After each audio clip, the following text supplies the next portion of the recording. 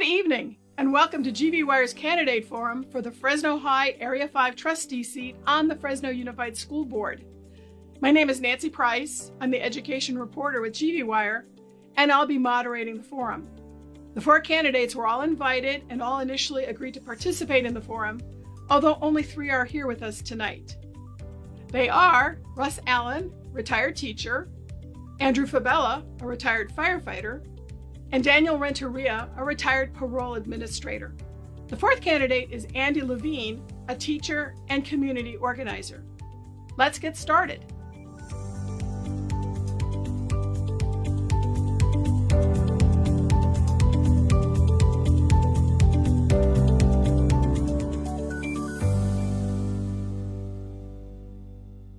Thank you, candidates, for joining us tonight, and for everyone who is watching us on Facebook Live or on the replay. So a little bit about this special election. The winner will take the Area 5 seat that was held by longtime trustee Carol Mills, but she passed away last July after a battle with Lou Gehrig's disease. The winner will serve the remainder of Ms. Mills' term through November 2024. Ballots are being mailed out to voters starting on March 14th, which is a little under 2 weeks from tonight. And I'm hoping that in tonight's candidate forum that we'll have some lively conversations with our candidates. Some of my questions will be general and will apply to all of the candidates, and I'll ask them of the 3 candidates, and some will be specific to each candidate. So before we proceed, a note of disclosure. GV Wire publisher Darius Assemi is publisher and CEO of Granville Homes, which has made contributions to Daniel Renteria's campaign. The topics and questions I'll be raising tonight, however, are mine. So first off, candidates, can you please briefly introduce yourselves? Hi, I am Russ Allen, and a little bit technologically challenged, but I hope to survive the Zoom interview tonight. And Andrew Fabella, could you go next? Good evening. My name is Andrew Fabella, and I'm running for the Area 5 trustee seat. And I hope to be able to instruct or instruct, but give information to all of you. Thank you. And Daniel? Hi, my name is Daniel Renteria. I am running for the Fresno High District trustee position. And I want to thank you, GBY, for allowing me an opportunity to speak tonight. Thank you. Thanks, everyone. Let's start out with our first question. And that is, I know you're all walking in the Area 5 area, speaking with voters, talking about the issues that are on their minds. What are they telling you are their top issues? And if you're elected to the school board, how would you address those issues? Let's start with Andrew Fabella, please. Well, many of the issues are, one, they asked me about their Iroquois Indian. Why was it taken from them? Why did the community have was given no ability to speak on it? I tell them that it was a terrible time to do it, seeing that it was a pandemic time, and the school board did not allow people to speak at board meetings. So it was just 3 people from Arizona who had no part of the Fresno community. So they also asked me about their classrooms and are things as bad as they are academically. I show them a printout of the iReady test scores for each school that are in the area. Now, those schools in the Area 5 range from 6.5 to 14% in terms of preparedness for the upcoming school year. So I tell them there's a lot to do, a lot of work. There is corruption in the school district with the administrators who have stolen property from the district, and the superintendent refusing, as well as the board, to have those people prosecuted and return our district money to us so that they can be used on our students. So those are some of the things that I told them I'm going to try and work on to improve. How would you address the issues that you just raised, the school mascot, student performance, and theft or misfeasance by school employees? Well, in terms of the mascot, I would like to again have a an open forum for the district or for the Area 5 Fresno High area. Allow all stakeholders, alumni, students and parents living in the area and attending Fresno High to take part in it. And that can be as well as business owners that live in the area as well. They should all have the ability to speak on the what they feel about the Iroquois mascot and whether or not it should be replaced. I think they should definitely have the right to, if they believe it should be replaced, to pick their own mascot rather than have the district pick it for them. In terms of the malfeasance, well, that's simply following the law. The board is required by law to report malfeasance should it occur. And the fact that they are not doing it is in fact themselves committing felonies themselves. So you're talking about a board that is being corrupt, and then they are actually, you have board members backing some of these candidates, and I'm thinking that's pretty scary to me. And the people who I've been talking to find that quite alarming as well. And in terms of the poor academics, I'm getting a group of retired teachers and retired administrators together, and I plan to do an evaluation or an audit, you might say, of the schools in Area 5 to assess their abilities as principals and as teachers to actually teach in the class, so that the school district can repair that part of it.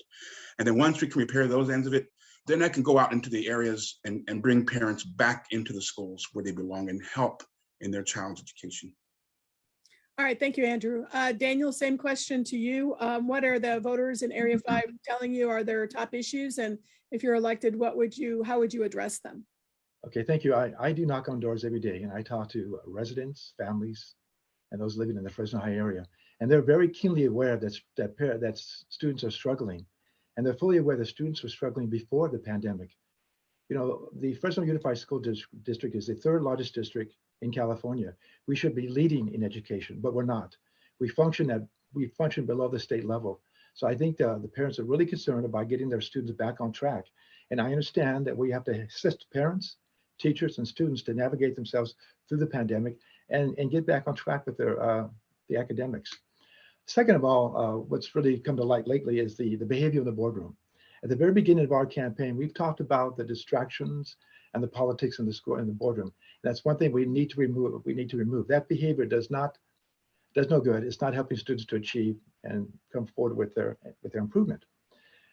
With my background and my experience, I think I can be the voice of reason and find common ground and bring the board members together to do the job that the voters expect them to do. Thank you. Thanks, Daniel. And Russ, the same question. What are the issues that voters are telling you about, and how would you address them if you were elected? Well, as Andrew pointed out, there are many people very upset about how quickly they just ramrodded that big F for Fresno High to remove the Iroquois warrior without involving the community whatsoever. It was done in almost just, let's get this done real quick before anybody notices. Almost criminal the way they've tried to get over on the community, it would seem. And if indeed it is criminal, as Jim Tuck and some of the people assess that it is, there is a lawsuit pending. It's going to take time, but I truly believe that the people that ramrodded this through should be financially held accountable. They say, where are we going to get that $500,000 that we spent? Well, did they really have the right to spend it if they didn't have appropriate actions followed? That's a big question that's bothering a lot of people. Then there was the group of parents on the corner of, I want to say, is it Thorne or Ferris? There were Daily School. There was a group of angry parents all holding signs for the actions that they're seeing in the requiring of masks and the 6-foot distancing out on the playground.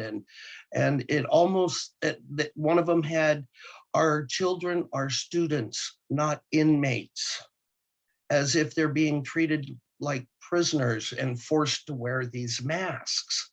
And some of these mandates, they want to tout the science, but they're only allowing the science that they want to respect.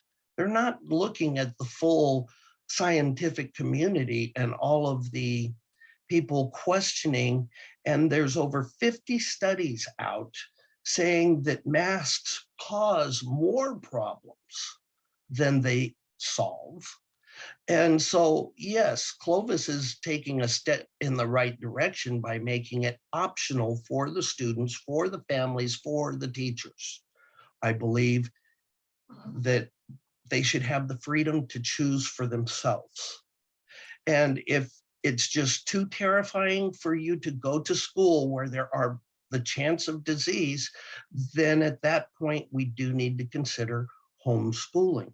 But the socialization that we have robbed children of, not being able to see each other smile, not being able to see how their kindergarten or first grade teacher forms words for phonics, putting their mouth in the precise position you have to get those sounds.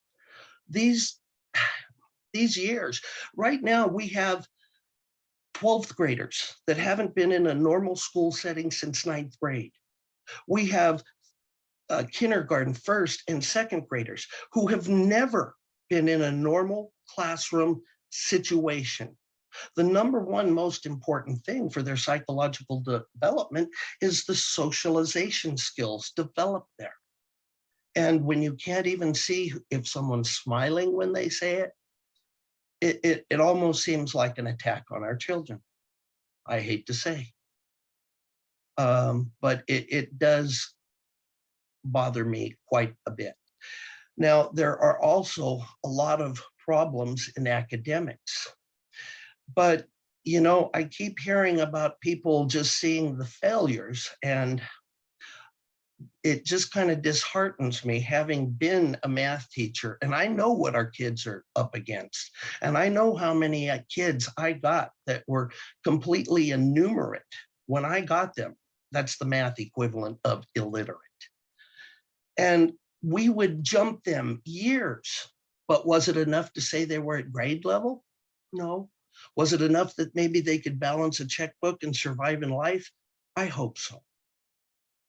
But yes, at DeWolf High School, continuation, alt ed in general, we are dealing with the kids that were underserved, and there are too many of them. And that is a constant. Thank you, Russ. And just as an aside, the mask issue is actually kind of moot at this point because of the decision to make mask use a choice starting in mid-March. So I know that's been a hot button issue for a lot of parents, but that's kind of off the table now. Let's move on to the next question. And Daniel, I'm going to ask you to lead off with this one. Is there anything unique about the Fresno High area that makes it different from other trustee areas? And what are your qualifications to represent the area? Good question. I've lived in the Fresno High area for almost 60 years. I've gone to the feeder schools, Hamilton Junior High School, graduated from Fresno High School. My son attended Fresno High School, and my grandson currently attends Fresno High School in the special education program. It's such a unique area. It's a beautiful school. It's been renovated a few years ago if you've drawn by there. Very historical, dating back to 1989, very historical, going back to, and just, I think it was 1989, they had the 100th year centennial. Such a rich history. And, you know, I love my community. I love my high school, and I really want to work to continue the work that Carol Mills did. Thank you. Thank you. Andrew, could you answer that question? What's unique about the Fresno High area, and what are your qualifications to represent it? You're on mute. Yeah.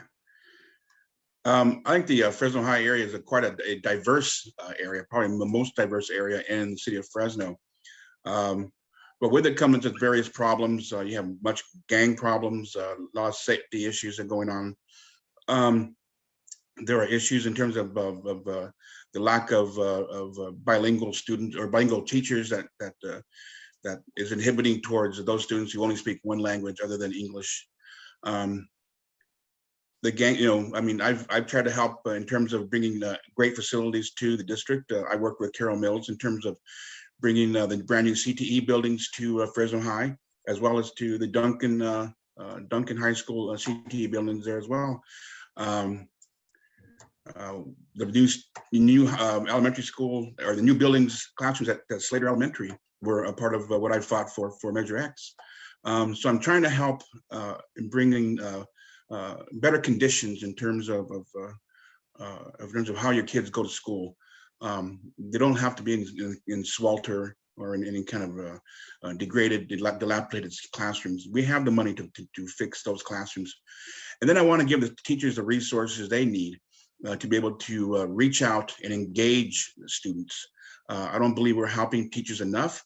I don't believe we're giving teachers enough of a free hand to be able to teach their children in a way that they think is best, and because they know their students. Okay, I'm gonna stop you because I think you're verging a little bit from my question, which is what makes Fresno High a unique area, and we may touch on some of these other things. Oh, okay. Sorry for the interruption. So Russ, same question for you. What's unique about the Fresno High area, and what are your qualifications to serve as its trustee? Well, Fresno High area is one of the most historical neighborhoods in Fresno, other than the downtown itself. It extends from the Tower District all the way to Highway City. And so one thing that is really unique is the district has put a lot of the sections that house our city's homeless. And Fresno High gets more homeless students probably than its fair share. And it is a real issue. When students don't have homes, where are they supposed to do homework and things of this nature? So there are very special concerns in the Fresno High neighborhood, and reasons why, beyond the student control and beyond the parent control, of why there are struggling students there. And so, yes, there are supports that need to be put in place for these students that find themselves beyond any fault of their own in these circumstances. And so we do have some students there that are very affluent, and we have some that are absolutely some of the poorest kids in Fresno, and bridging that gap between the two. Russ, let me interrupt you right now. What would you say your qualifications are to serve this unique district with what you've just mentioned? Well, I live in the Fresno High district. I have since I was 8.5 years old. I went to Fremont, Hamilton, and Fresno High. I graduated from Fresno High class of 75, my brother class of 72, and the older brother's 69. My daughter graduated there in 99. I have two sons that graduated, I want to say 2001 and 2007. They serve at the 144th, and they have given me a pulse on what kind of kids they have dealt with in these schools, and what kind of problems occur there with regularity.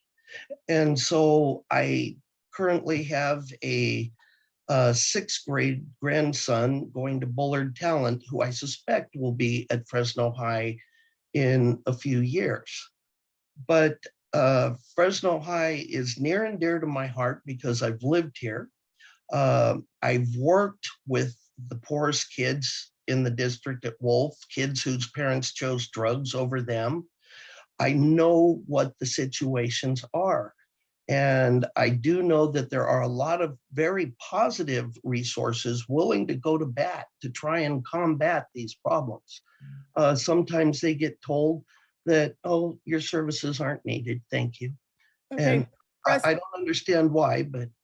All right, thank you, Russ. Let's move on to the next question. And Russ, I'm actually going to start out with you on this one, that the issue of having police on campus to provide security is still before the school board. The trustees did not renew the middle school community resource officer contracts, but did renew the contracts for school resource officers at the high schools. Now the school board is apparently reconsidering that decision about the middle schools, although the police department, Fresno Police Department, is so short on manpower that they wouldn't be able to provide officers again for at least a couple of years. That's a shame. What is your position on having police at school as school resources officers at middle schools and at high schools? I know many teachers that I worked with who felt safer because the policeman was there. But more importantly was the relationship that was quite often built between an officer and students that are sitting at that crossroads of life, trying to make a decision of what they want to be when they grow up. And having this positive role model there, I have seen taking a kid from that kind of hockey class clown to, I want to be like that guy. And there was a video, Superintendent Rob Nelson played for the staff at the end of, I want to say, the 2020 school year or the 2019 school year. I forget which one, but he played, an officer was being moved from the school. And the number of kids that were just, you know, had to have hugs goodbye and were in tearful, we're sorry, we're losing you. And how many signs of how they loved him and respected him, how their lives had improved because of he was there. You have to see this stuff happen to know it exists. So it sounds like you're saying that you're in favor of police Oh, officers. very much, Okay. very much. Our police in those positions have moved a few mountains, in my humble opinion. All right, thanks, Russ. Andrew, same question for you. Should the school district renew its contracts to provide middle school community resource, neighborhood resource officers, as well as continue to have school resource officers on the high school campuses? You're on mute. Most definitely they should renew the contract. June 4th, you had a man with a gun jump the fence at Cooper Middle School. The school had to go into lockdown, but you know, there was no police officer on the campus. I think the staff and the children would have been felt much safer if they had a police officer on that campus. Who knows what might have happened, you know, had he not gotten out of the school grounds. On June 28th, you had a gang shooting in the Slater area, and during the chase, the vehicle lost control and it slammed into the front gate of Slater Elementary. So you know, you need that kind of, it's a terrible area. Well, it's very gang oriented area, a lot of high gangs. When the district made Cooper a baccalaureate middle school, and they sent those who were not going to be going into Fort Miller. Well, you're talking about a territorial group of people who were with Cooper, and Fort Miller also territorial. When they moved Cooper into Fort Miller, it was like throwing gas on fire. And all of a sudden, the principal there after about a month, she had a nervous breakdown because of all the rioting that was going on, all the fighting that was going on. But yet there was no officer on that campus that could have helped keep the peace at best. So it is definitely a requirement to have the police officers on the middle schools. All right, thanks, Andrew. Daniel, same question to you. Okay, thank you. I have a grandson that attends Fresno High, and it's extremely important for me to know that when he goes to school, that he's safe, and that we create a safe campus. I do support campus resource officers, and when I do talk to neighbors, they're very much concerned about their students. So and I support that. Very quick answer, yes. But I will say that I do believe the officers need to create positive relationships, and I think that's very important. Thank you. Thanks, Daniel. My next question is, how would you evaluate Superintendent Bob Nelson? What kind of a job do you think he's doing? And if elected, would you want to change anything? And Andrew, I'm going to start with you. I don't believe that Bob Nelson has been a very good leader. He's a very nice person, but he hasn't done the things necessary to initiate change, initiate improvement in our academics. As I mentioned earlier, we have corruption now within the administrators there on Fresno Unified. Well, that doesn't corruption doesn't happen because of good leadership. It happened because of the lack of leadership. When I ask administrators there at our meetings, have these programs, were they on there last year? Were they there the year before, the year before? And when they say yes, I often ask them, well, then why are we renewing these programs? I ask them often, I ask Mr. Nelson sometimes, what are you doing to encourage teachers or to allow teachers to teach, to be more independent? And he doesn't say much. He doesn't say anything at all. He allows his lower administrators to do that. And so he doesn't have much of an idea as to what is actually going on the district. And so, but he makes great commercials. And but I don't think he's a very good leader and a very good superintendent. All right, thank you, Andrew. Daniel, same question to you. Okay, thank you. This is a very difficult question because much of the problems that we have today is systematic. And it's like a huge ship that we need to turn, and it will not turn quickly and very easily, but we need to move in that right direction. I do believe we need to set goals for the district, set goals for Mr. Nelson, and evaluate those goals intermittently and throughout the year to see whether we're meeting those goals, and evaluate them, and then base our judgment based on the fact whether he's meeting those, whether the district is meeting those goals. I think it's important to take a look at the entire school district, not only just the Fresno High District, and find out what we can do to improve, and set some meetings together with the board members, and that we come up with an evaluation tool, how we judge and how we evaluate Mr. Nelson. Thank you. Thanks, Daniel. And Russ, same question to you. Well, once again, you'd had to been there. Having worked for a bully boss, AKA Mr. Hansen, teachers had been very disparaged. Did you know there's a teacher shortage? And part of the reason is because of all the ails of society have been blamed on teachers. And then you have bully boss superintendents like Mr. Hansen was, that came in and treated their principals like a rat dangling over a gator mouth and saying, I'll drop you if you don't do this and this, and get your teachers to do this and this. And he just created such a bad atmosphere that Mr. Rob Nelson inherited. And inheriting such a mess, it was difficult for him to proceed forward. And he knew that there's a balancing act between, a few bad teachers. Here's one of the hardest things about being a teacher. You find out there's a pedophile in your district. Now, every one of you are suspect. And you can't escape that. And that's part of every day that you just don't allow yourself to be caught in a room alone with a kid, because in your word against theirs, you lose, Mr. Teacher, Mrs. Teacher. Let's still focus, let's focus on your evaluation of Superintendent Nelson. Mr. Nelson has inherited a hotbed mess. And I think he's done an amazing job of morale improvement amongst his teachers. Because bottom line is this: if Mr. Nelson and all of the ivory tower people don't show up, does education continue? Yes, if the teachers are still in their classroom. Turn that around. If all the teachers stay home and all those people show up at the ivory tower, does education still continue?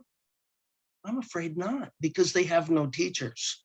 And so the bottom line is, everyone who isn't a teacher is in form a teacher's aide. Are they living up to that? Well, under the little time I worked under Rob Nelson, I felt much more supported than I had in the previous years under Hanson, or even worse, Santiago Wood. Thank you. Andrew, did you have something to respond to on that? Yes, I would have to say, while my daughter was attending school, you would think that the superintendent would be having oversight over the entire school district, would ensure that qualified teachers are in their classrooms. My daughter attended Bullard, and she at times had no teacher in the classroom, none, where you would have a revolving door of counselors or a teacher that had an open a period that would come in, but it wasn't the teacher that was supposed to teach that class. She'd had this happen to her not only her freshman year in math, but her sophomore year in geometry. This has happened at Fresno High as well. My brother taught 30 years there, and I used to help him in his science lab, and I used to see, children, DACA kids getting chased by, and it embarrasses me, but chased by Mexican American students and having the crap beaten out of them, because of the fact that the security people, not the resource officer, but the security people are nowhere to be found. And these things that our superintendent should be addressing, when his lower administrators are not. And when parents come to board meetings and they say these things and he keeps his microphone off, or when parents come to a board meeting and they want to speak to their trustee, but the president of the trustee won't let them, that superintendent should be turning on his microphone and saying, hey, they came down here, you should let them speak. So he's not doing a great job. He's just doing a job well enough. Thank you. All right, thanks, Andrew. So my next questions are the ones that are sort of specific to each of you as a candidate. And Andrew, I'm going to start with you. In the candidate profile in GV Wire, you said that you were a smoke jumper, but members of the smoke jumper community say that's not true. And given this question about your record, should voters consider you to be trustworthy or to have credibility? I've never worked with Jason Ramos, but I hear he has a book out, so I'm sure he might be trying to plug it somewhere. Chuck Shelley says his database is only 99.9% accurate. Well, come back when you got it 100%, okay? Because if he's getting it from a database that is government run, that should be 100% accurate. And who knows about Mr. McMillan? I don't know. I've never worked with them. I don't know who they are. But all I'm worried about right now is trying to fix Fresno Unified School District and get our children the best. And they can trust me on that by how I fixed Slater Elementary back in 2004 to 2006, how I made Malik Elementary a better performing school back in 2008 to 2009, and how I've been going to over 267 board meetings and working for their rights. In fact, trusting them to have a special election by being the only candidate at the August 3rd board meeting and fighting for their right to vote. Okay, so do you want to trust somebody? That's a person you can trust who's fighting for your right and for your kids. Thank you. Thanks, Andrew. All right, this next question is for Daniel. So you haven't been as politically active or as engaged with the school district like several of the other candidates. Why are you now interested in seeking political office? And why do you think you would be an effective school board member? Okay, thank you for the question. I've been involved in the community for well over 40 years in a variety of organizations, nonprofits, dating back to the 80s, working with the Boys Club and working with the Police Activities League as on the board member and a volunteer. I can name numerous other organizations working as a board member of the Fresno County EOC. So I have been engaged in my community for over 40 years. And I love my community. I support my community. I'm still involved as a volunteer. Up to about 2 years ago, I was the director of the Tower District Marketing Committee. I currently serve on the Tower District Design and Review Committee and also on the District 1 Police Advisory Council. So I've always had my hands in the community. I love education and what education has done for me. I graduated from Fresno High, went on to graduate from Fresno City College, Fresno State College, and went to work for the state of California for 25 years and had a really successful career and supported my family. So I owe that to working hard and also through my education. So I have always been a staunch believer and supporter of education. Thank you, Daniel. Thanks. And Russ, this question's for you. And it goes to one of the things that you mentioned in the candidate profile about how you decided to run for office. My question is, why should people vote for someone who worked for a failing school district for decades and then who woke up one day feeling a calling to run for the school board? Well, that's interesting that we call it a failing school district, because how many Fresno Unified graduates have gone on to do great and wonderful things, including Mr. Renteria, myself. You know, yes, we were well supported. And yes, there are failures. Unfortunately, on this planet, it doesn't seem that we can win them all. But we will win every one we can. And I will make a difference for every one that I can. Because I learned working with the wolf and the most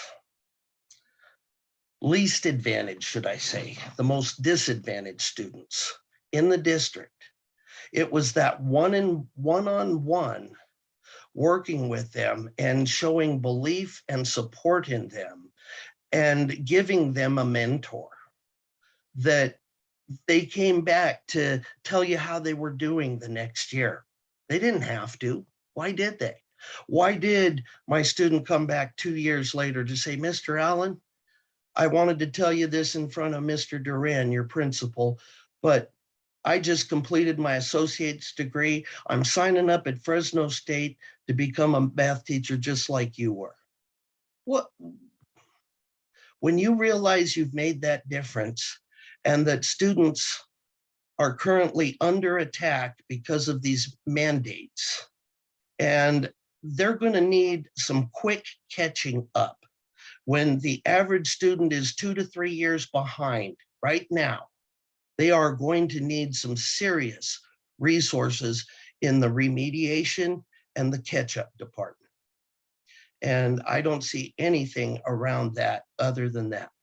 And, you know, I do agree with my opponents in some of their statements. There are some undeniable truths about the Fresno High area.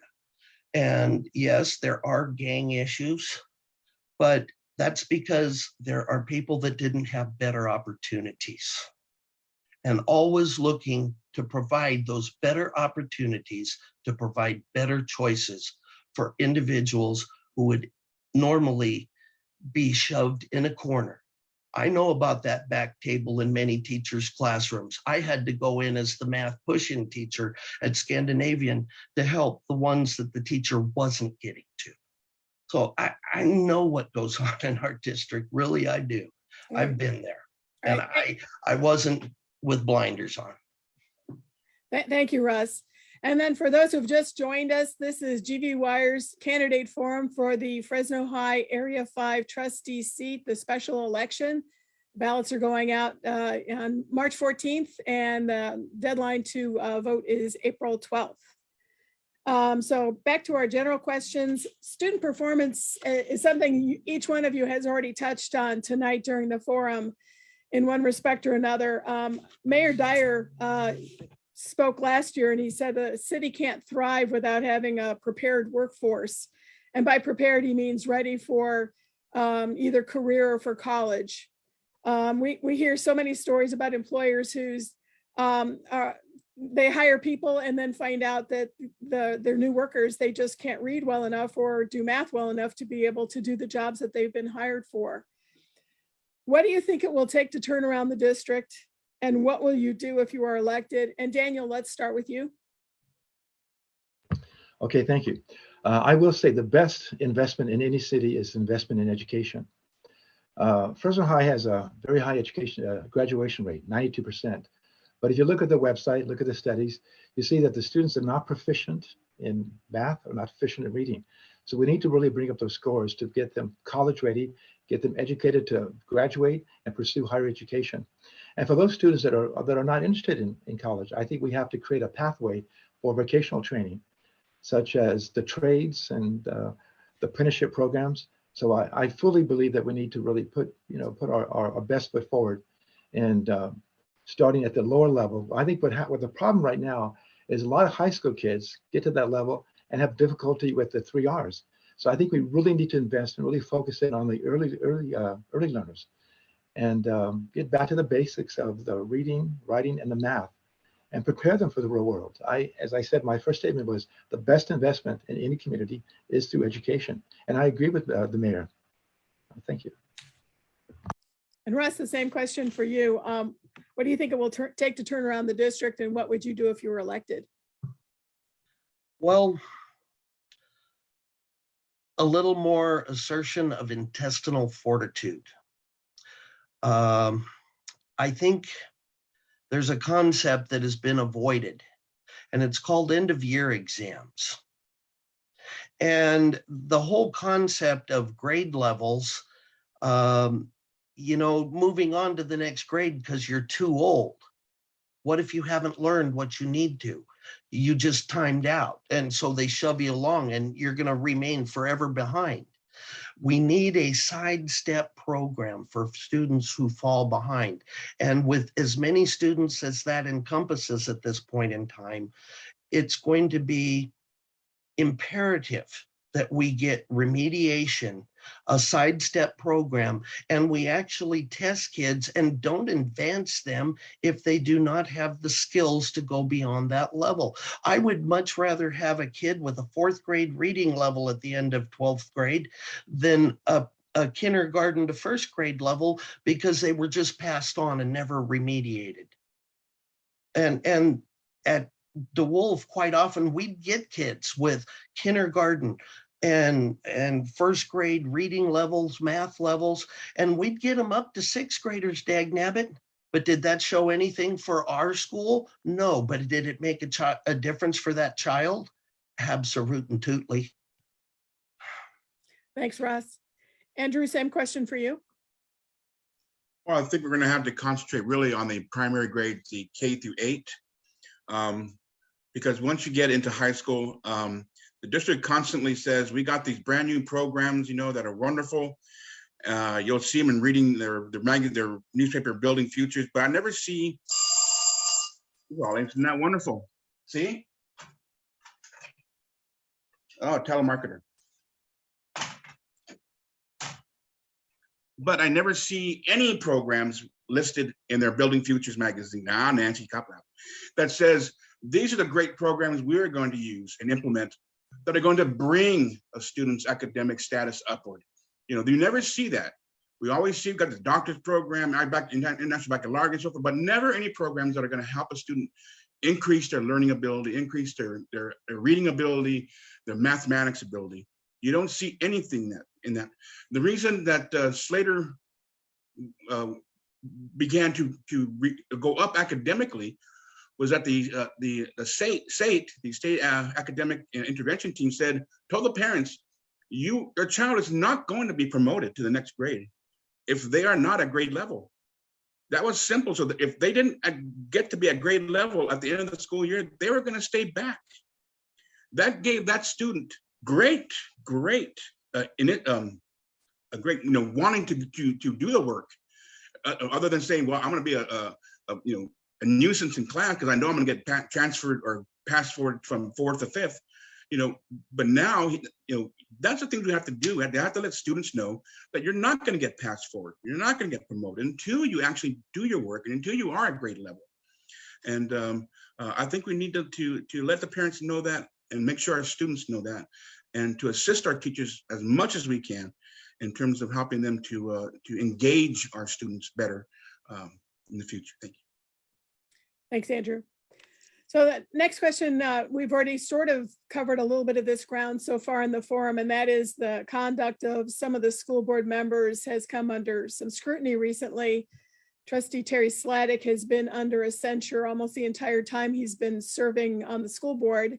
And a tweet recently from Trustee Viva Islas caused some upset, concern, a lot of pain, and a lot of anger from people who came out then to the school board, and it ended up being very disrupted for the second time in about 6 months, where they had to adjourn a school board meeting early because there was so much happening that was not school board business.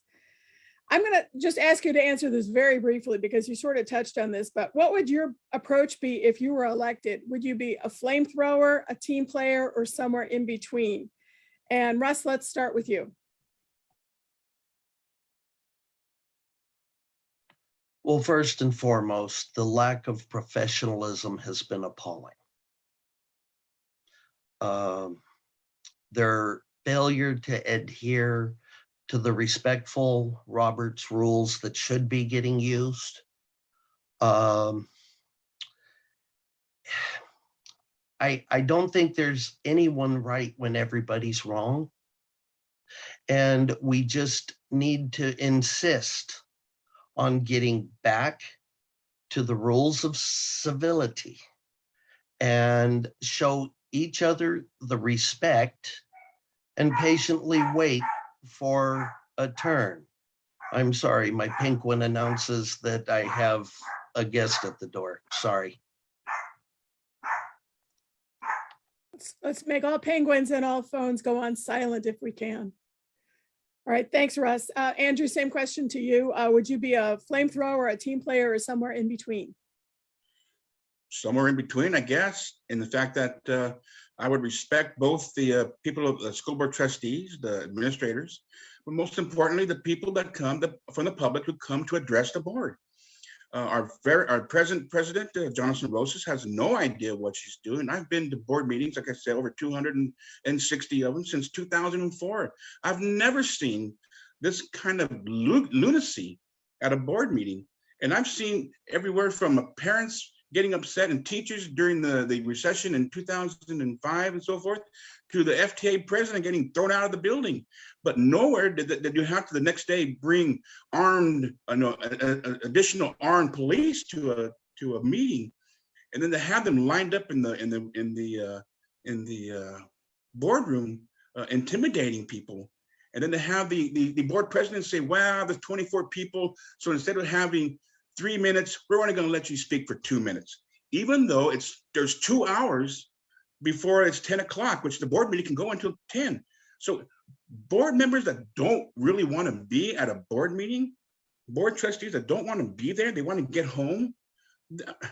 It's disrespectful to the district and gives a bad image.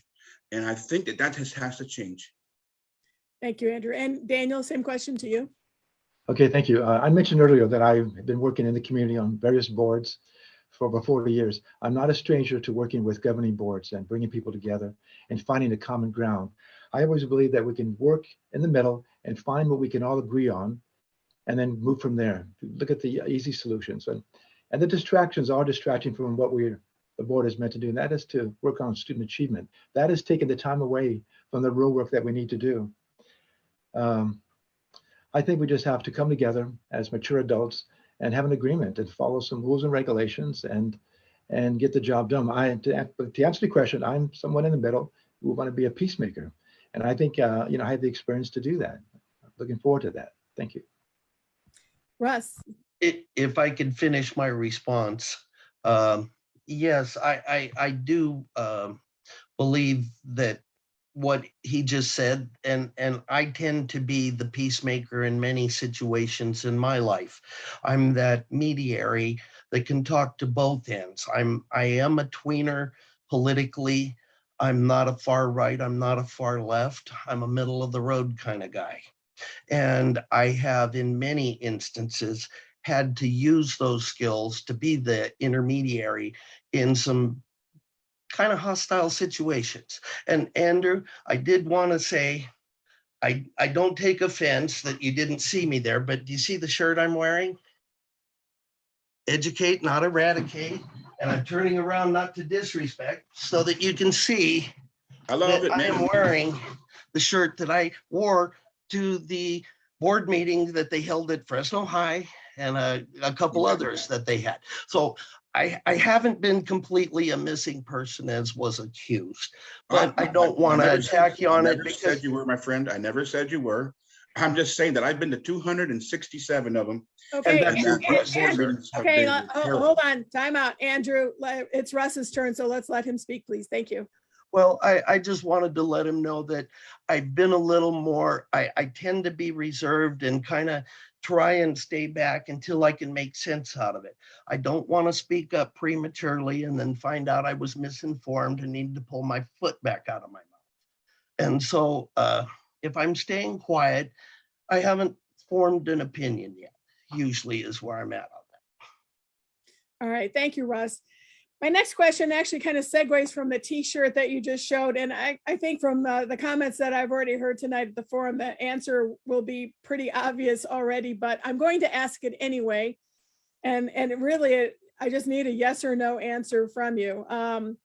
But the issue of the Fresno High mascot, the school mascot, Carol Mills voted with the majority of trustees to change that mascot from the image of an American Indian.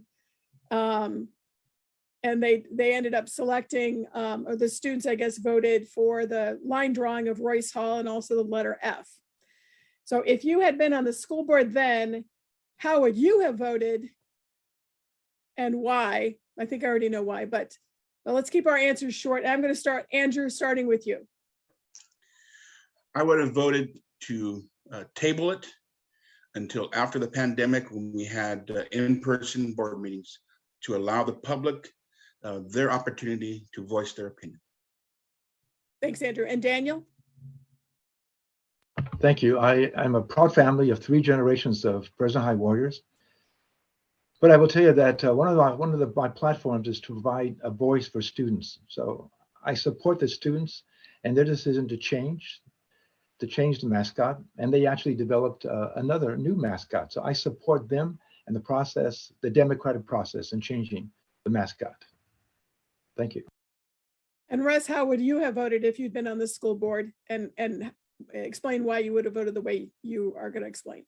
If I was forced to vote, I would have voted no, but I would have requested that it be tabled for more information and more community input. And I don't feel that the democratic process offered the students really was, because keeping the old one was not one of the choices. And so therefore, you can't really say, well, if I get to choose between this and this instead of retaining. And we keep calling it a mascot instead of an emblem. And there is an issue there. You see, as an emblem, it represents artistically, as it did on the front mosaic. If you have a mascot that is in full Indian ceremonial garb and they're doing cartwheels and it's touching the ground, that is so disrespectful. There is a huge difference between a mascot and an emblem that represents. And so I think we need to kind of separate those issues a little bit and say, yes, I agree. We're not going to have someone dancing around in ceremonial Native American garb. But we're also, not going to destroy 120 years of history without getting community input. And the Naga, Native American, they've just had a big battle over their Senate Bill 116 in Colorado, where they're forcing every public school to get rid of everything. And now they're saying, why are you erasing our history? We don't like the ones that had racist or were misrepresenting, but those that did represent respectfully, we kind of like those. So it's not an over topic with the Native Americans or us gringos. All right, I see both Andrew and Daniel would like to comment on that. I'm going to start. Andrew, I saw your hand first, and then Daniel, I'll call on you next. I'd like to go one further, and that is like Jacqueline Kennedy Onassis did when she was, or Jacqueline Kennedy when she was in the White House. She developed a pamphlet for the White House that showed and explained the different artifacts that are in there. I would like to see the same thing done for each school. A pamphlet explaining the name of the school, who that person is, and how we came about determining what their mascot was going to be. That'll go a long way in terms of explaining and helping our children understand who their school is named after, why, and what is representing them. And so we don't have this kind of thing where we're going to try and change history, in the future. Thank you, Andrew. And Daniel? Well, as I mentioned earlier, Fresno High was enacted in 1889. So in those years, I suspect that the Native American was an appropriate mascot, but not today. I will tell you, I went through the school clubs at Fresno High, and I was looking for, and I honor and respect the Native Americans, and I went looking for the school clubs at Fresno High School. There is no Native American club. There's a Latin American, but there's no Native American. So I think they're sorely missing the respect and the honor of the Native Americans. So I'd like to see that maybe in the future. All right, great. Thanks, Daniel. So we talked a lot tonight about areas where Fresno Unified needs to improve. But on the flip side, what do you think FUSD is doing right? And Daniel, let's start with you. Could you repeat that question again? I'm sorry. Sure. We've talked a lot tonight about areas where Fresno Unified needs to improve. But on the flip side, what would you say Fresno Unified is doing right? I just muted myself.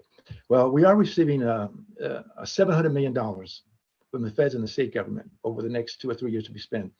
So we really need to spend that money in early development, early learners. I'd like to see money go toward, naturally, the special education program. We have students that are homeless that need our attention and help. Also students who live in foster care. I would like to look at how we can look at all the school systems and how we can improve the structures. I know there are a few repairs that need to be made. We need to focus on that, repair those. We also need to refocus back on teachers and the tools that they need. Maybe we need to hire more teachers, smaller classrooms, student teachers' aides, so to speak, and work on organizations that bring parents back into the classroom. I understand, and I will tell you, my wife is a school teacher, and she'll tell me that a teacher's job is always easier when there's more parent involvement. We need to work on programs to reach out to these parents. I'd like to see more money spent on school psychologists. I know I mentioned my grandson was a student at Fresno High School, so I have seen some issues with regard to maybe a little bit of depression and isolation. I'd like to see more school psychologists work on that. I also like to see positions created, such as school social workers, to reach out to families, to reach out to students. And we've got to determine what are the causes for maybe missing school. Today, I understand the absenteeism rate is the highest it's ever been. So there's a lot of issues that we need to reach out. We need to spend money to correct those problems. Daniel, I'm going to repeat the question because I'm not sure that you heard, but what I was asking was, and you've just mentioned areas where Fresno Unified still needs to improve. Yeah. What I was asking you was, what are the areas that you think they're doing, getting it right? In other words, that they don't need improvement. What can you point to that you think, oh yeah, this they've got that? I think you're on mute again. The teacher rate at Fresno High School is 22 students per one teacher. I think they've got that right. I think they continue the sports programs, the music programs, and the art programs. Those are the right things to do. It is difficult right now. They're doing I know they are working to make improvements. The pandemic absolutely put everything on hold, and we talked about all this evening. So we need to maneuver our way and help navigate through the pandemic, and then get back on track. And so it's not easy. It must be easy for me from the outside to look at all the faults and the problems from the outside, but I want to work from the inside to make those changes. And the only way to do that is to get elected. Thank you. Russ, same question for you. What do you think Fresno Unified is doing right? they show up every day for these kids.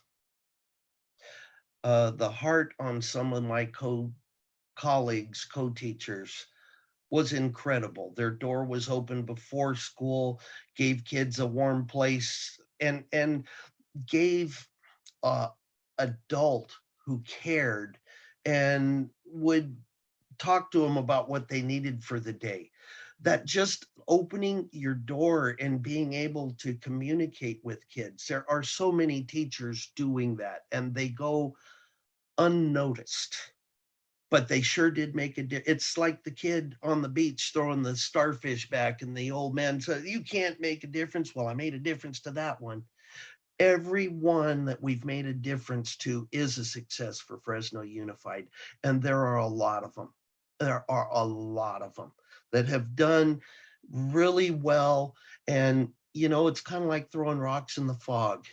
Unless you heard something crash or bang, you don't know if you hit anything. And so when you teach kids, if they come back, that old 1 in 10 rule comes back to say thank you. For every one that came back to say thank you, figure there were at least 10 that felt that way. And, some teachers more than others, get 10 kids a year from the previous year coming back to tell them. So what does that mean that teacher reached? Now, I couldn't reach every kid, but the ones I didn't, Miss Wegerman could, in the math department at SCAN. The kids that didn't understand her understood me. Kids didn't understand me, understood her, but they had a caring adult that was there to meet them. And there are so many good and wonderful adults in Fresno Unified that their daily services to these kids go unnoticed, but not by those kids. Thanks, Russ. And Andrew, same question for you. What's Fresno Unified doing right? I don't know. That's a kind of a listening to this gentleman. It's kind of convoluted there. They're building facilities using the school bond funds. We got great gymnasiums now. We got great swimming pools. We got great classrooms. Really,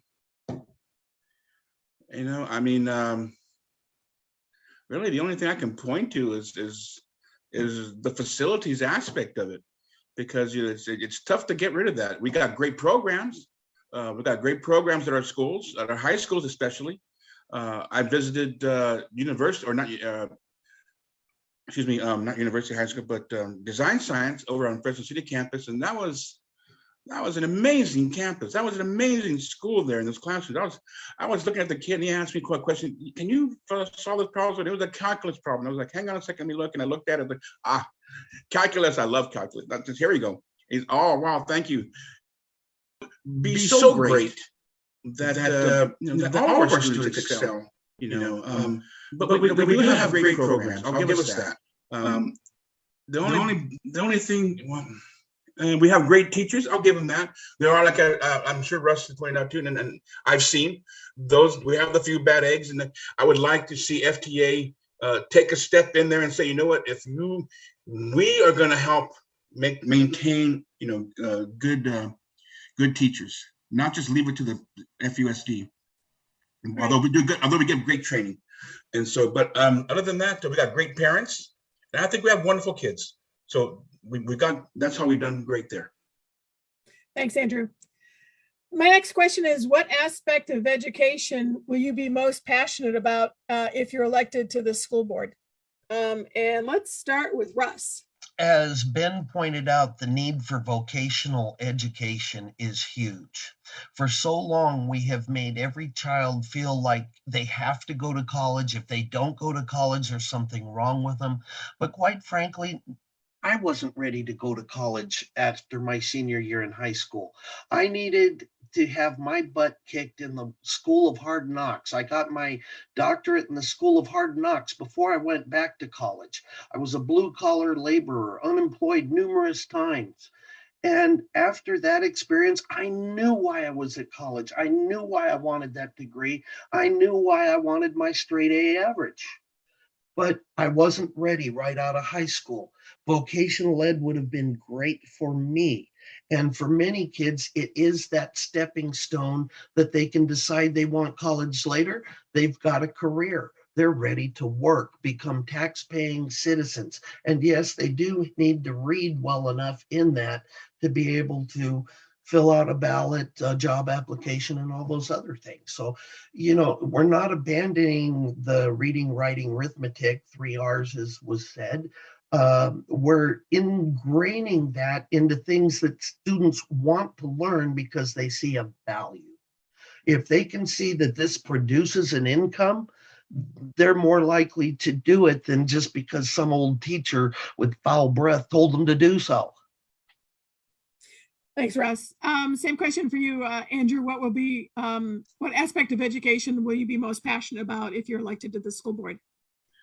Oh, I think, as Russ said, CTE is going to be the greatest area for our population due to its economic dynamics. I visited Duncan Polytechnic and was looking at those brand new career technical education buildings there, and I was engaging with kids who are doing welding classes and stuff, and they're showing me their projects. They're like, "Oh, check this out!" And and the teacher's telling me, "Oh, well, we didn't have these items, but these kids built it. They went online. They got the specifications. They're cutting it up and making it and adding and subtracting fractions and so forth, where they didn't do it before." And the kids are telling me, before I didn't care about going to school. Now I've got something that is engaging me, and now I got something that has said, you know what? I want to go to class now, because when I go to class and I do these classes, I get to go to my CTE class and have really great time there and learn.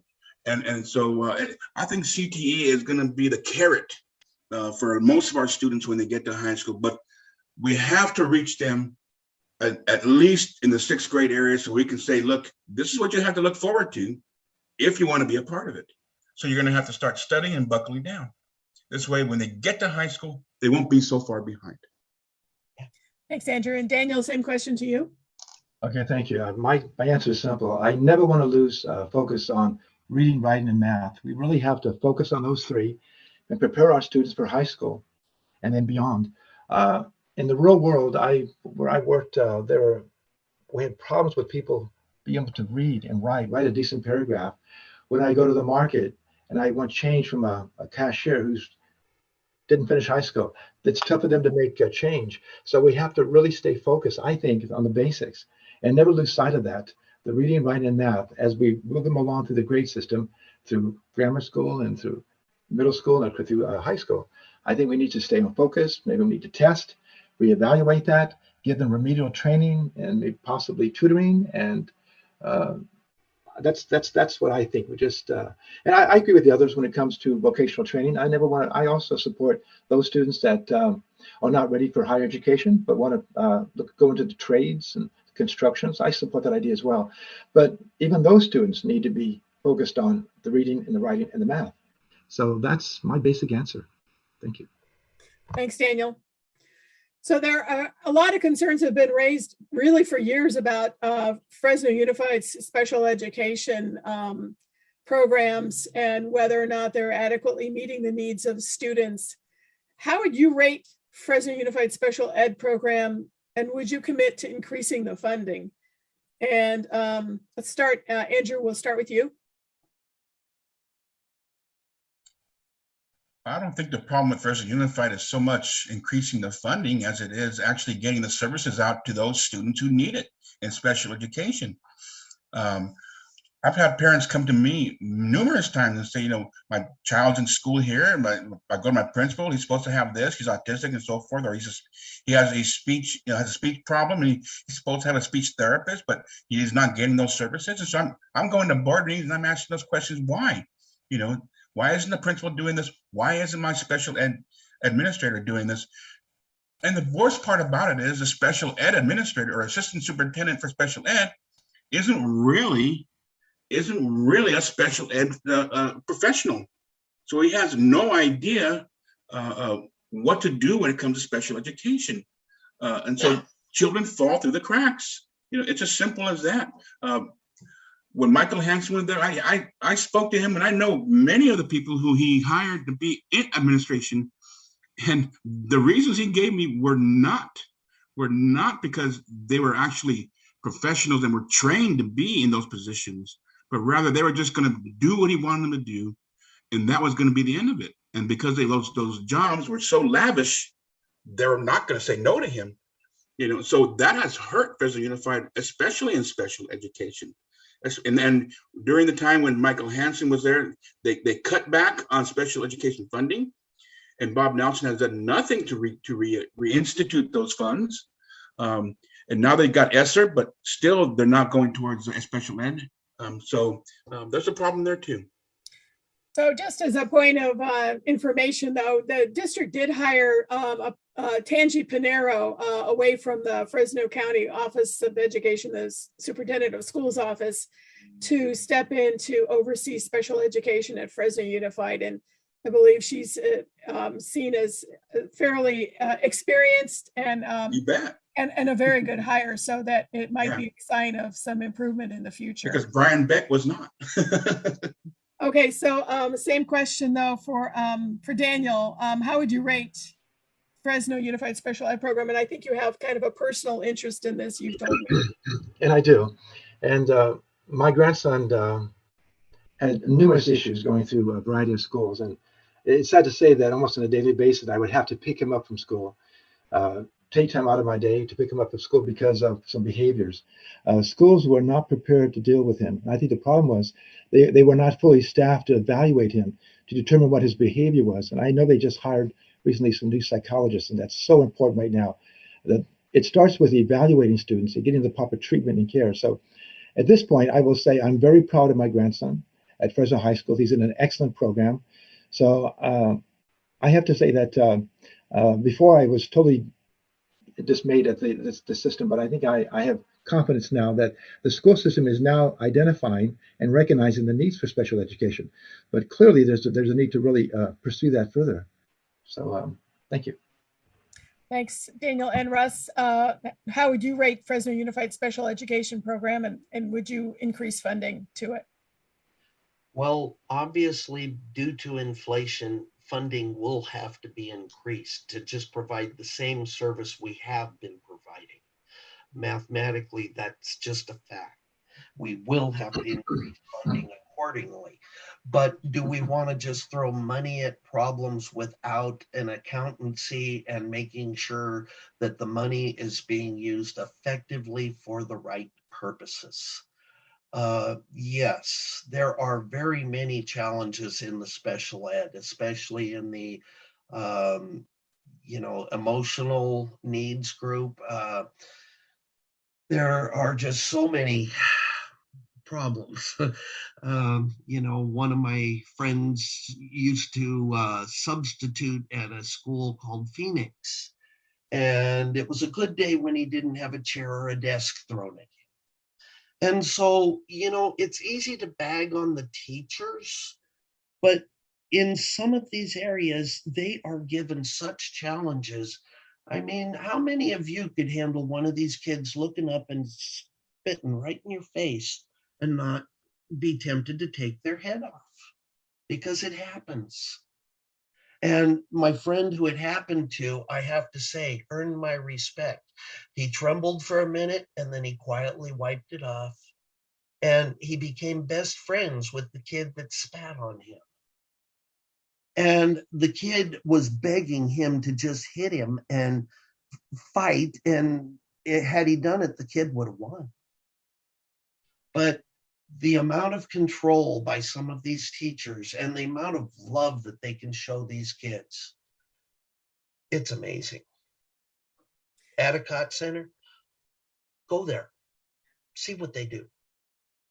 Isn't that though the role of special education teachers, to recognize the challenges that specific students may have, to whether it's a behavioral issue or developmental issue, and then be able to educate them accordingly, and perhaps be expecting an outburst, for example, or something like that. It's unfortunate that it goes with the territory, but that they would be presumably prepared for it ahead of time. I also believe that California still requires a district be given till a kid is 25 if they are in such special need areas. They That's get to correct. stay in Yes. school till they are 25. Yes. That's a lot of responsibility for the district. It really is. Well, let's move on to the next question, and that is about we've talked a little bit about this to this point, but it seems clear that Fresno Unified fell short during the pandemic. So many kids are so far behind right now, so much further behind than they were previously when they were already far behind. What does that say though about district leadership, that they have this huge gap that might be bigger than other districts are facing? And let's start, Daniel, if you could start it off. Okay, thank you.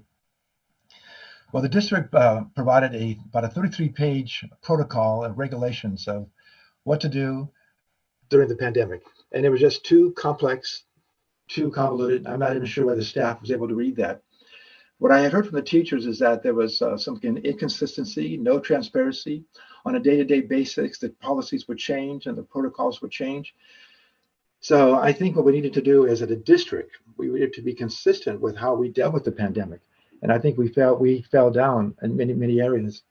I think we have discovered where our faults were and getting back on track and providing in-class instruction, which is what we already want naturally. So, but it did take a while to get here. So I will say that I was somewhat disappointed with the initial call out on the pandemic and how we handled that. Thank you, Daniel. And Russ, I know you actually told me you had personal experience with being a teacher during the pandemic when everything went virtual and you decided that you didn't want to continue teaching because of that. What would you say that how the district fell short, and what does that say about district leadership? I would say that school districts nationwide were just blindsided. And they were ramrodded with mandates told by people like Governor Newsom of things that had to be done. Their hands were tied. They were just given horrific information that wasn't necessarily true. So in retrospect, we can blame all day long, but that's kind of pointless. How do we pick up the pieces and move on is the real deal. And it's going to be all about getting back to business. One of the big problems that I felt in the classroom was it was just too easy for my students to fake it and act like they're in class on this program called Teams. Everybody would check in and we'd have to be there, and the computer would say they're there. They allowed them to not have their cameras on to prove that they're there because, well, some kids are not, something might be going in the house that's not appropriate to let you see. So rather than having, dad walk by the camera naked, they said, oh, well, just let them leave their cameras off. And it just became this, what they thought they could get away with because you weren't there and they're home. And there were all kinds. I had one kid rolling a joint on his camera for his classmates to see. And then I had to get into reporting that. And I don't think they could have done that in my classroom. But for them to be doing that on their computer screens and incriminating themselves, they don't realize they're doing. And, it just became a fiasco, in my opinion, to watch that. The human interaction of them actually physically coming into the classroom and telling you hello or good morning, it was all missing. And it was all contrived and too easy to fake it. And I know there were many teachers that were probably just loving it because They didn't have to get up and go to school. They didn't have to pack a lunch. They did, they just got to sit in front of their computer and, okay, well, this is independent practice time, and they're off in their kitchen making their breakfast. They can't say they were, because there were too many instances when my principal tried to get a hold of them and they weren't available. And, so I know it happens, but I also know people have needs. But when you get people too comfortable, and it's just not a good situation. And I didn't like, feeling like I wanted my face on this experience with my students. No. We need a more personal, one-on-one type to interact in a classroom with the materials, and without the distractions.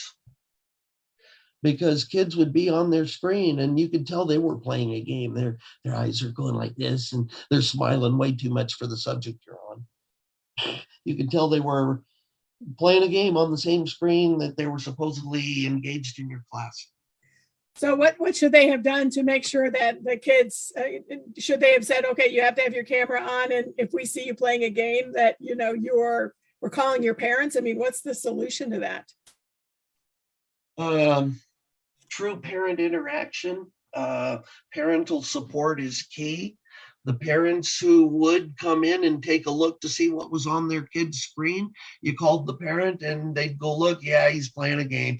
Parents were usually honest with you, and they'd go, and now you started a little war, and sometimes it got ugly, and you got a kid kicked out of their house. Oh no, that wasn't the intention. But unfortunately, that's the kind of things that happens to some of our kids. The number of our kids that became homeless because the last family member that was giving them a place to stay, and their thing wasn't they were homeless, or where do you live? Oh, I'm staying with. And that is such an uncomfortable and hard place for a kid to find themselves in their last year or two of high school. And it is a lot more common than people realize. All right. Thanks, Russ. Andrew, go back to the question, which was that if Fresno Unified fell short during the pandemic, what does that say about the district leadership? What's your comment? Oh, it's that the district leadership really dropped the ball. In 2018, I had gone to the school board and asked them to purchase tablets for the high school kids. They made that purchase, and the district made the purchases, but the tablets were never distributed to the students at the high school level. I went back in 2019 and said, we need kids to have tablets at the elementary and middle school level. The district appropriated those funds, the board did, but the district administration did not, or they purchased them again, but they did not distribute them to the students. So when the pandemic hit, it was, why? Okay, you're going to go home, you're going to take your tablet with you, right? But they couldn't do that because why? All of the tablets were in the warehouse. So it took a long time to get all that unsettled, unwound. And then I agree completely with Russ. Many teachers that I know who retired, they retired 26 years, 28 years. They said, to heck with this. I'm not going to go. I don't need 30 years that badly, and they just threw their hands up and left. Many teachers told me, like Russ said, they, instead of putting their pictures on those screens, the teacher said, well, I'm going to put the emoji on. Let them put their emoji on there. That way, I don't have to see what's going on at their house. What if a parent is hitting them, or if they're playing a game and the school calls it the parent, and the parent says, doggone it, I had to leave work because of you, smack. Teachers are required by law to report that. What better way not to be required to report it by putting up an emoji and not having to see it? These are things that went on across the district, and they just simply dropped the ball, and they just don't want to take responsibility for it. They keep saying, well, the problem for poor grading has happened because of the pandemic, when in fact this problem was occurring years prior. They keep saying we have 86% or 89% graduation rate. I had a kid when I was working as an electric worker in September come to me and say, I want to register to vote, but he couldn't fill out the voter registration form. His mom went home, brought his diploma from Sunnyside High School. She showed it to me to tell me he is 18.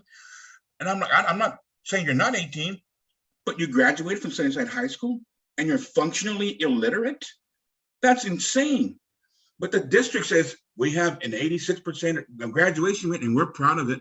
And every time I go to the boardroom every year, I ask them, what is the quality of your graduates? And when this pandemic is done, it's like they're going to be, I bet you at the end of this year, they're going to say, we got a great graduation rate. But because of the loss of education during the pandemic, I don't see how they're going to justify that. Yeah, and I think what you're bringing up is that the issue of student performance has been an issue in the district even before the pandemic. That student who graduated from Sunnyside was being educated for probably at least 9 years before the pandemic hit. Right. I'm going to go ahead and move on to our next question, which is that the Fresno Teachers Association has a large say in what happens in the district. How will you partner with FTA to make things better for students and for teachers? And Russ, I'm going to start with you. Okay. Well, I've been an FTA member for 27 years. I was an FTA rep for 6 years with Larry Moore as the president way back when. Right on. And, he's probably the best president they ever had here with the district. He actually showed the intestinal fortitude that the position required. I was really impressed with Larry, and I worked with FTA, and I agree with a lot of what they do. Nobody is 100% right all the time. And so they have a lot of the right interests in mind, but sometimes they maybe allow people to skirt things that shouldn't have been skirted. And so I think, the best way to deal with anyone is honest dialogue. Face the facts, the truth, as hard as they may be, and then come together with the best solution that we can all agree on and put our greatest efforts into making happen. Thanks, Russ. And Andrew, how would you partner with FTA to make things better for students and teachers? I would like to work with FTA to see if we can come together and design programs at the elementary and high school levels that are going to be cooperative, that both the administration and the teaching profession can get along with. I also want to see FTA take more a responsibility for the training of their teachers. They seem to rely completely and 100% totally on Fresno Unified providing training, when in fact, I believe first FTA should take responsibility for their teachers. If there are teachers that are delinquent or deficient in their teaching skills, I believe that FDA has a responsibility to hold them accountable and to help mentor their teachers. And I think that FTA should be able to pay for a PAR program that Fresno Unified used to have, and maybe hire back some of the retired teachers that have been known to be exquisite as teachers and engaging, and have them go around the district and actually teach teachers how to teach better. That would be something I would like to work with FTA. So teacher mentors is what you're talking about. Yes, teacher mentoring and responsibility. Thanks, Andrew. Daniel, same question for you. How would you partner with FTA to make things better for students and teachers? Thank you. Thank you. I was listening to Andrew, and Andrew, you had very good answers. By the way, I agree with those. When we look at poor test scores and so forth, we always blame the teachers. And I will tell you that's not really the case. It's much more difficult than that. Teachers are the boots on the ground, and I think we need to give them the time they need and the tools they need to do their job, whether they're smaller classrooms, whether they're additional substitutes, for example, or maybe teachers' aides in the classroom. So we need to give them the time they need. And they're overworked, by the way. Take a look at a high school instructor. who's got 20, 30 kids in a class, and he teaches 5 classrooms. That's well over 100 students. That is an enormous job. So I would like to partner with the FTA to work on some formulas and work on, and I hate to repeat the same things that Andrew repeated, but I agree with him on that. Have partnerships and join with them and work together to come to a really positive resolution on teachers. That was one of my big platforms, is working with students, parents, and teachers. I think we should bring the teachers to the table and let them become part of the process. Thank you. Thanks, Daniel. So over the years, Fresno Unified Voters have been very supportive of the district when the district asks for approval of a bond issue. And so far, there's been multiple bond issues over the years, and I think over $1 billion worth of bonding has been raised to improve school facilities. But we still have some school spaces that aren't air conditioned and some that are just falling apart. Should Fresno Unified be planning for another bond issue, another bond measure? And let's start with Andrew. I wouldn't support it, simply because being a part of Measure Q, Measure X, and Measure M, the school district has always gone, well, let me start with this. When the school district first started their audit of the district for the master plan, it was said that it was going to take $1 billion to remove all the temporary trailers and bungalows and upgrade our permanent facilities.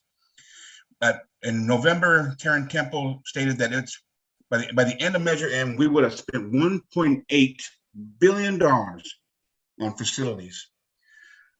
And yet you go to your local elementary schools and you see what looks like a trailer park. Holman Elementary, you go to Wilson, you go to Roding and so forth. Trailers are just all over the place. And so I keep parents ask me, well, they said on the ballot, my school was listed there. And I said, well, that's a thing that the district does, that they kind of say everybody's going to get some piece of the pie, but they don't. And the worst part about it is when they pass the ballot, after getting the money, they have a workshop, and then the board does completely the opposite of what they promised the parents and the voters they were going to do with those funds. And I find that very, very disheartening. And so what I would like to do is, should a bond measure come up, I would like to see what the projects are going to be that bond measure is going to pay for. This way, the board cannot pull a switch on the voters. That's what I would like to see. And when you talked about trailers on campus, you're talking about portable classrooms, right? Portable classrooms, yes, indeed. And then the amount of money you just attributed to a quote to Karen Temple, that money isn't all the money that's coming just from Fresno Unified Voters from the bond measure here, from the property taxes that Fresno Unified property owners are paying. Some are matching funds, but not as much as the district had said.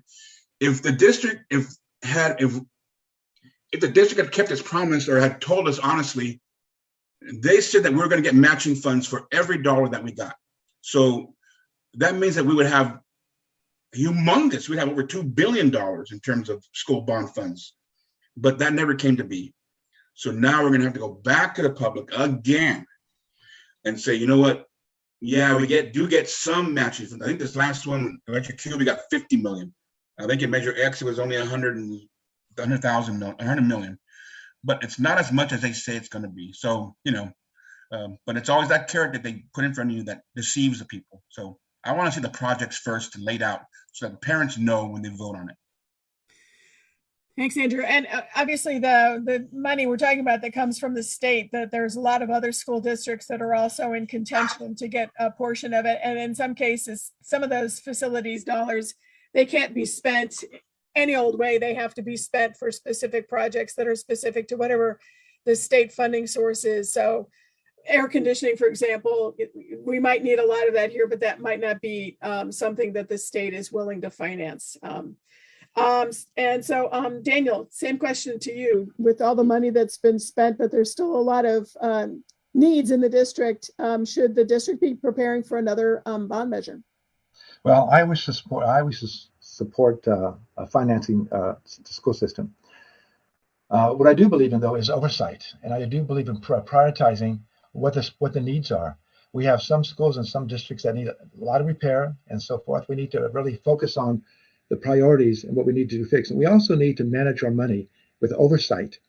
A good example is that there was money to replace air filters last year, but the school district did not. The money was there.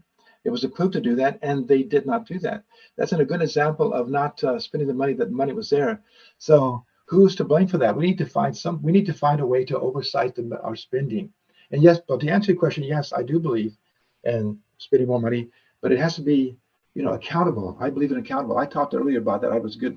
I was a good watchdog on taxpayer dollars. So I think we have to spend it wisely with oversight and prioritize our expenses and expenditures. Thank you. Thanks, Daniel. And same question for you, Russ. I would definitely, as Andrew said, need more information on what the plans for such bond use would be before I could possibly get behind it. I know in the past we've had issues that were very suspicious of, were their administrators getting kickbacks for having hired specific companies? And as a teacher, when I would see this work come in and get done, I used to be a construction worker, and I was like, are you okay? This is union grade pay that they're getting, and why does it seem lower quality? That they don't seem to be getting the bang for their buck that they're supposed to be. And you just have to wonder who's getting the kickbacks that is allowing this to transpire. And yes, accountability. I agree with both my opponents that the need for great accountability in any new funding is huge and should be one of the most important things, that we are spending the taxpayer money where we tell the taxpayers we are spending it. And I think that kind of integrity needs to come back to Fresno Unified because it's been very questionable. All right, thanks, Russ. So now we're at the portion of our forum where we're going to look for closing comments from our candidates. And I'm sure you're relieved because we've been sitting here for quite some time, but I really appreciate a very, very thorough discussion of a lot of issues for Fresno Unified. So Daniel, if you want to start, if you have a closing comment. Okay, thank you. My father was a single parent raising 5 children. So I know the struggles of being a student under those circumstances. In 2007, my children's mother passed away, and I became a single parent. So I know the obstacles that parents are experiencing today. Fresno High has a very unique profile. 90% of the students at Fresno High School are minority. There's about 90% who are economically disadvantaged. Of the total population, 75% are Latinos. So I feel that is best suited to represent that population, and I do think representation matters. Thank you. Thanks, Daniel. And Russ, do you have any closing comments? Well, one interesting thing that has transpired in my life that does give me a little bit of a front row seat here. My old principal of DeWolf, Rachel Maciel, called me up about a month or two ago and said they really miss the music program that I used to do there. And would I consider coming out of retirement to teach music classes? So for the last 3 Wednesdays, I've been going to DeWolf from 2 until 3:30 in the afternoon to teach guitar lessons to aspiring young musicians. And she says it has really sparked a movement on the campus of positivity. Kids that were kind of loners sitting are now active members in the guitar club and are excited to come to school. So once again, I'm seeing that give them a reason to be excited to be there, and they will do what they have to for that engagement. And to have another adult that cares and can actually call them by name. That's so important. And so many teachers fail to realize the importance of being able to call all of their students by name by the end of the second week of school. It was what I challenged myself with. And yes, when I had 42 in a class, 5 classes, 42, that was 210 students in my day. And they had until, I want to say, September 30th, something like that, to get the classes down to the class size of 36. Until then, I had more students than chairs. Deal with it, Alan. I've been there. I've seen these things. And so I am optimistic. I'm exceedingly optimistic about the possible change that can come. And so I look to try and be a force in bringing about positive change. Thank you, Russ. And Andrew, your closing comments? I've been to over 267 board meetings, fighting for the rights of parents, English learners, special needs students, and also overseeing the school bond funds are spent correctly. Malik Elementary is going to have the board ratify its contract, and the renovation was only 75% done. When I went to the board with photographs, they had to take it off the agenda. So there was a lack of oversight there. I've made schools, I've helped, like I said, make Slater a better school. I received an award called for your excellence and for turning it around. When I went to Malik, former Superintendent Hanson threw his gauntlet down and said, let's see you make a performing school better. And so I looked and I said, well, you know what? Let's see if we can build a science lab. I did, and without costing the district a penny, and brought science scores up. Again, fighting students to get teachers in their classroom when they were in middle school and high school.